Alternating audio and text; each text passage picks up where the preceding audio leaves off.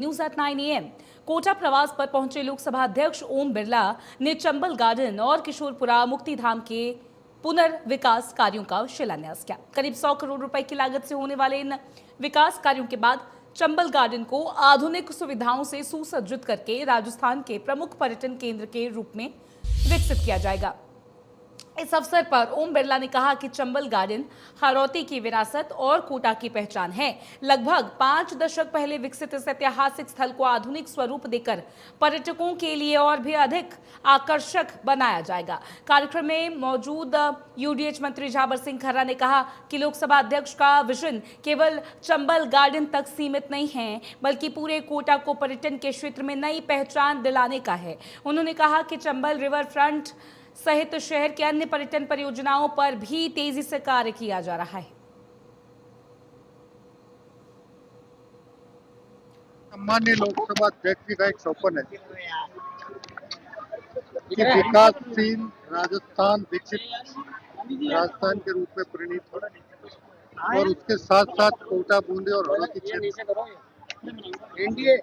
पर्यटन के क्षेत्र से, कृषि के क्षेत्र से औद्योगिक रूप में संपन्न बने और कोटा शहर अंतर्राष्ट्रीय पर्यटक स्थल के रूप में विश्व मानचित्र पर उभरे। आज से 50 साल पहले चंबल गार्डन जनता को समर्पित हुआ था। 50 साल में बहुत कुछ बदला है। अब आने वाले 2 साल बाद आप इसे एक नए स्वरूप में देखेंगे।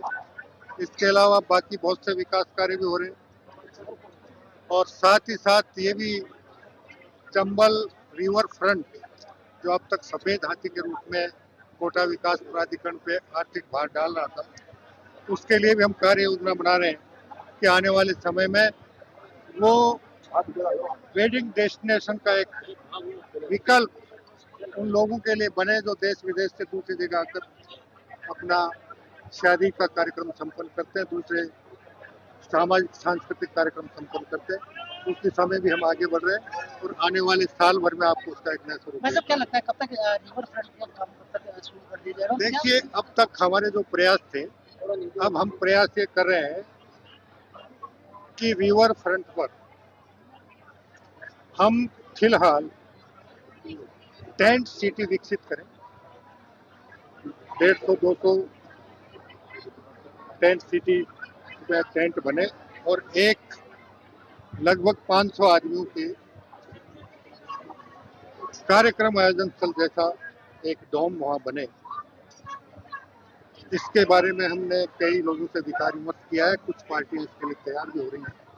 आने वाले समय में अब तक हमने 2 बार वहां बड़े होटल निर्माण की दिशा में आगे कदम बढ़ाने का प्रयास किया था, लेकिन निवेशकों ने रुचि नहीं दिखाई, क्योंकि वो स्थायी प्रकृति के काम होते हैं। लेकिन अगर हम टेंट सिटी की तरफ बढ़ेंगे तो टेंट सिटी में खर्चा भी कम होगा।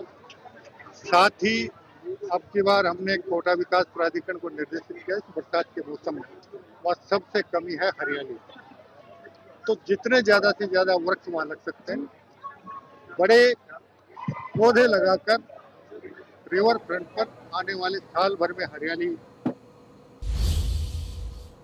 चलिए आगे बढ़ेंगे खबरों में।